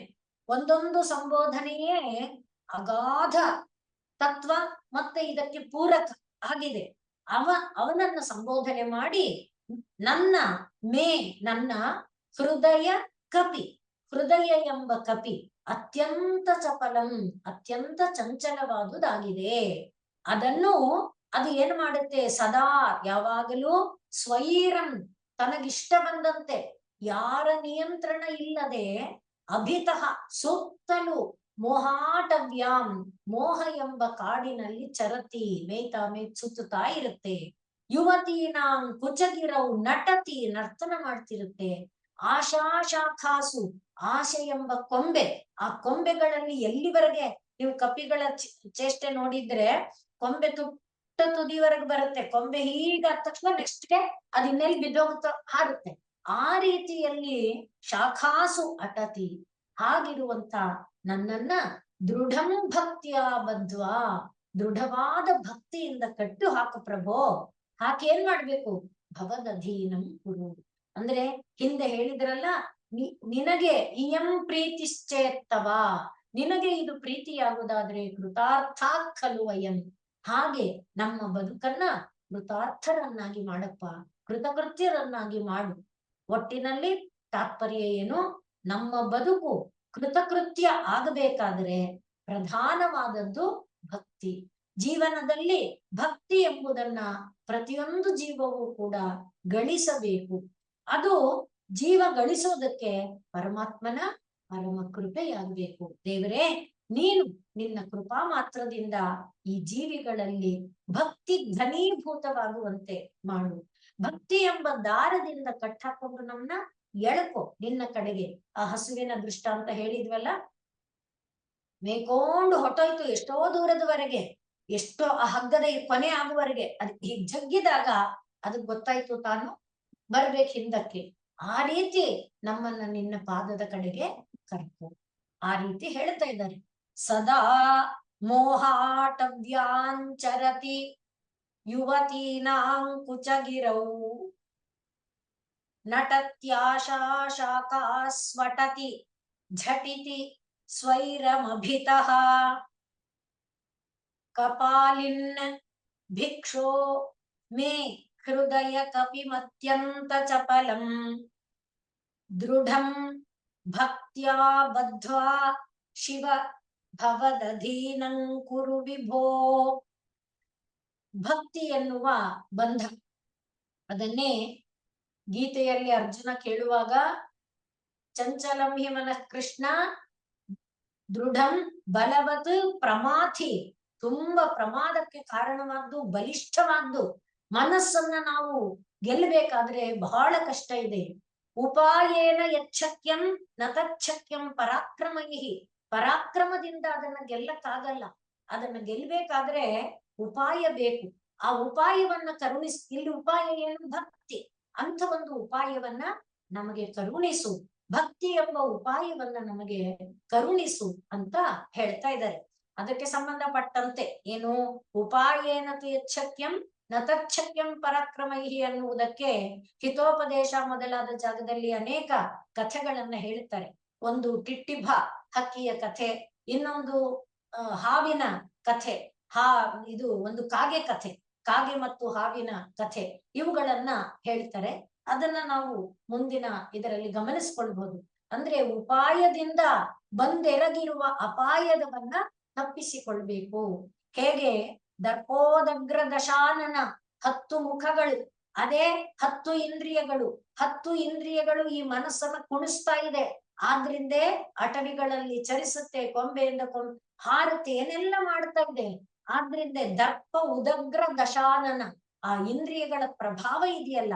ಆದ್ರೆ ಅವುಗಳಿಂದ ಹೊರಗೆ ಬರ್ಬೇಕಾದ್ರೆ ಇರೋದು ಒಂದೇ, ತಾಯಿ ಸೀತಾಮಾತೆ ಮಾಡಿದ್ದು ರಾಮ ರಾಮ ರಾಮ ರಾಮ ರಾಮ ರಾಮ. ಅದನ್ನೆಲ್ಲ ತತ್ವವನ್ನ ಇಲ್ಲಿ ಅಡಗಿಸಿಟ್ಟು ಹೇಳ್ತಾ ಇದ್ದಾರೆ. ಹಾಗಿದ್ದಾಗ ಹನುಮಂತನಂತ ಆಚಾರ್ಯ ತಾನೇ ಬರ್ತಾನೆ. ಅದಕ್ಕೋಸ್ಕರ ನನ್ನ ನಿನ್ನ ಪದತಲದಲ್ಲಿ ನನ್ನ ಹೃದಯವನ್ನ ಕಟ್ಟಾಕು, ದೃಢ ಭಕ್ತಿಯನ್ನ ಕರುಣಿಸು ಎನ್ನುವುದಾಗಿ ಇಲ್ಲಿ ಬೇಡ್ತಾ ಇದ್ದಾರೆ.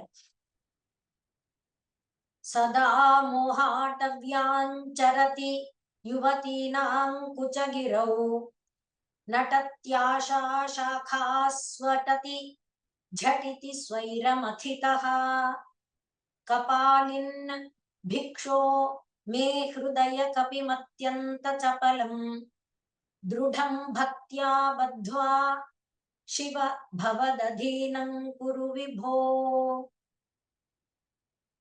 ಓಂ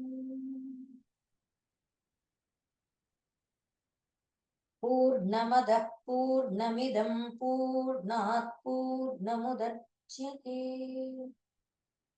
पूर्णस्य पूर्णमादाय पूर्णमेवावशिष्यते। ॐ शान्ति शान्ति शान्तिः।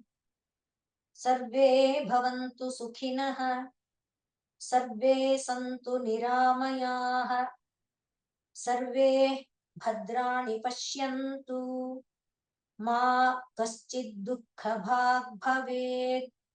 हरिः ॐ तत्सत्।